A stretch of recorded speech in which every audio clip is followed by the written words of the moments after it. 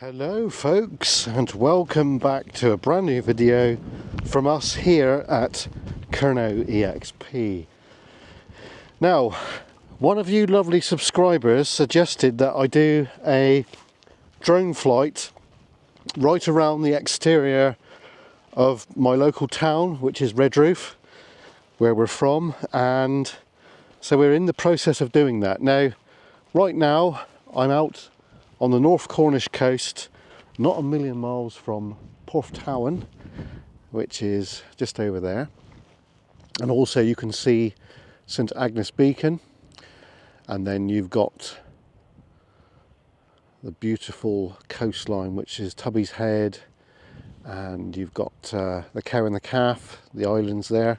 We'll try and zoom in a bit if we can.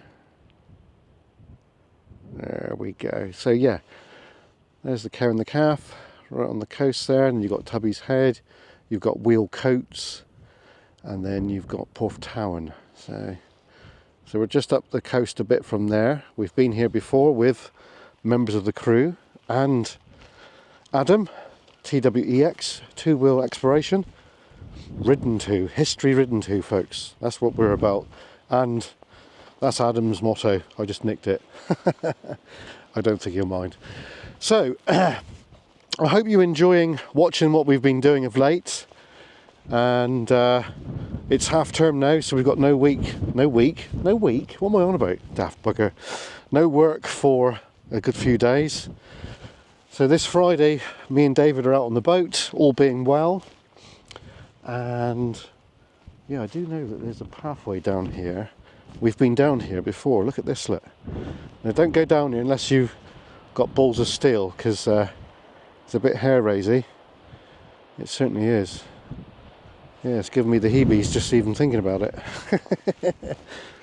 Not in the right frame of mind for that at the minute, but so yeah, the drone flight over towards Redroof there, we've done quite a bit of it already, and we've got to do probably one more part, which I might try and attempt to do that tomorrow afternoon. That's if Team Mrs. Wifey, Mrs. Kerno wants to do anything or no. I don't know, but we've got a few things on the back burner for this week, folks. So Wednesday evening, me and David are out. We've got something to look at, which you guys might have seen already, but we got something lined up Wednesday evening. Now, Wednesday during the day, I might be lucky enough to go out to do a bit of filming, so that should be good as well. So watch this space on that one, should be good. So tomorrow afternoon we're going to try and get out and carry on with the flying above the Redroof town. So I'm using a combination of drones on that. I'm using the Air 2S for the outskirts, and then for over the top of the main street we'll be using the Mini 4 Pro. Can't fly the other drones there because of the weight restriction, basically, folks. So yeah, should be good. So watch this space regarding that. That should be possibly finished and edited and ready to go possibly Wednesday or Thursday at some point. It's a little bit blowy here today. So I have got the drone with me. I'm going to swap the battery out in a minute, and we will get a 5-minute video around here, something like that. Should be good. So this is Wheel Tie. It's a tin and copper mine, and it was active, I think it was the 1920s, 30s, and I think it was derelict during World War II. And if all the machinery and everything like that was there during the war here, but later on it was removed, possibly in the 1950s, something like that. But quite an interesting mine.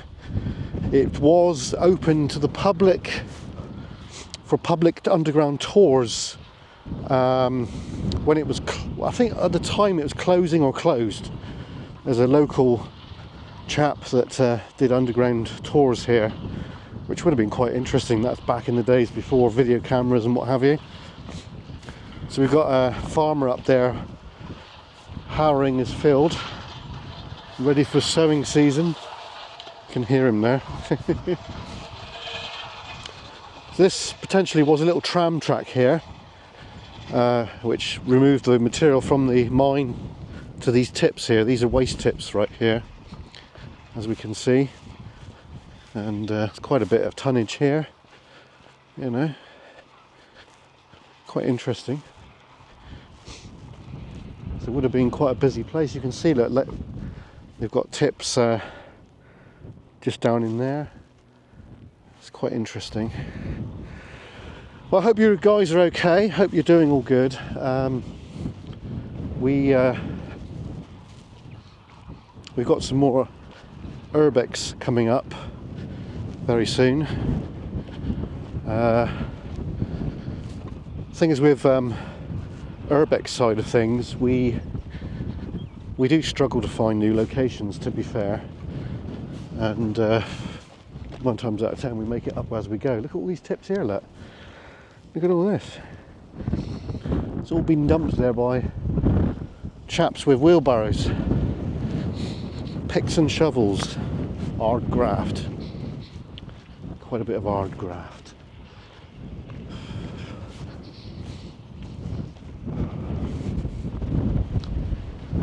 Potentially we've got a breach of old workings there.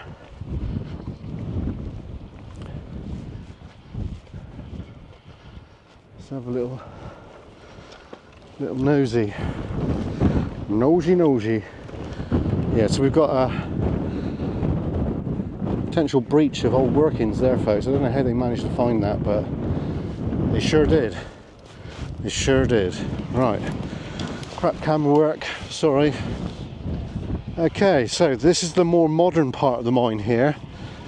These buildings would have been in the late 30s. They look like World War II kind of constructions, but these are not. This is probably where they got washed and changed, the dry and what have you.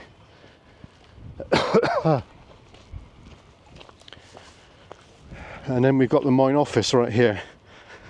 I do recall when this was more complete. They've stabilised it in recent years, but they've done quite a bit of work tidying it all up. Camped in here a few years ago. So here we are. This gives you a good perspective of what the site was like. John Ball from Camborne, so that's got to be the 50s. Head frame's still there, folks. And then this one here, 1920s, and that's when the site was in full production. Amazing, eh? Absolutely amazing. Brilliant stuff. Right, so it probably would have been fireplace and maybe a range at one end or another. Just difficult to say, really. So you've got the back castle, as we call them. That's the mine shaft right there. And over here we've got part of the base to the head frames there. Look, can you see that? That's where the frame would have went. And then you've got this building here, or the foundations to it. This would have been the boiler house right here. So probably one Cornish boiler, I'd say, by the looks of it. And then right next to the boiler you've got this foundation here, which looks like a steam winder. So the engine bit would have been here, and the winding drum would have been down here for winding up and down in the shaft. Quite interesting. So there's not really much to show for that, really, unless it was just a winder that was just used for capping, changing the wire rope, but would have been quite a nice engine, that would have been, folks. And then you've got this over here. I think what we'll do is we'll have a look at that over there, because I think that was probably the more modern winder that was on this site, because there would have been quite a substantial drum on it, winding drum. This looks like the prime location to where that would be. I've never really looked at this before properly, so there's always a thirst for something, eh folks? Right, okay. Yeah, so this looks like the proper winding drum here. Horizontal winder. The steam engine would have been right here. You can just see where the cylinders would have been. The crank. So it's quite interesting. And then you've got the foundation here. This is where the winding drum would have been, right here, folks. So the actual engine, you can just see the ghosts of where it was lit.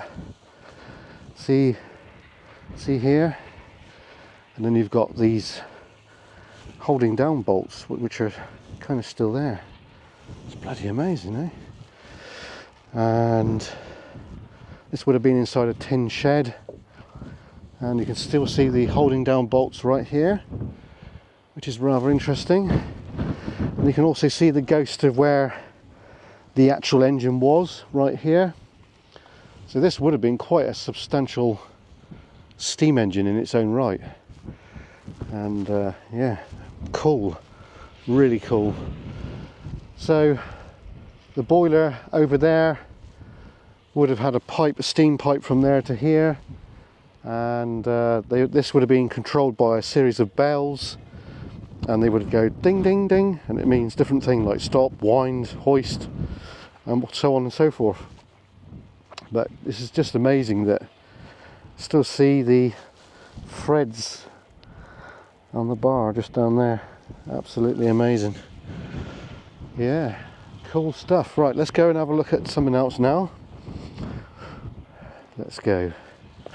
Step over without falling on one's bottom. Right, so we've got other people here, folks, so we just move away from those. So yeah, so we just make our way down here past the shaft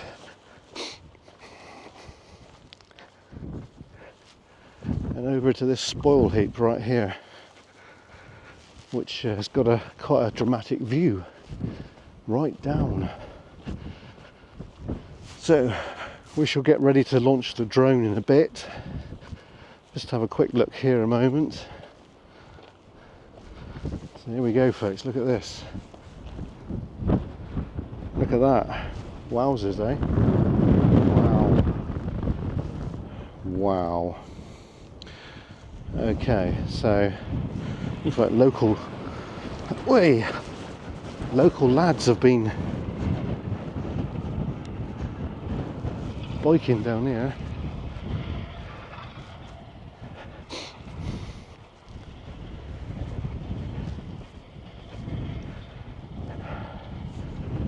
Great big spoil heap. So if you look down there a second, there is the remains of what looks like an old ladderway, but it's well buried. Can you see it? Can you see it down there? I seen that 30 years ago when I was living with my old boss stroke landlord, and wasn't really sure what that was, but it's quite clear it's an old ladderway. Wonder how deep that goes in the ground. Interesting. Right, so I think what we'll do now is we'll make our way somewhere to get that drone up.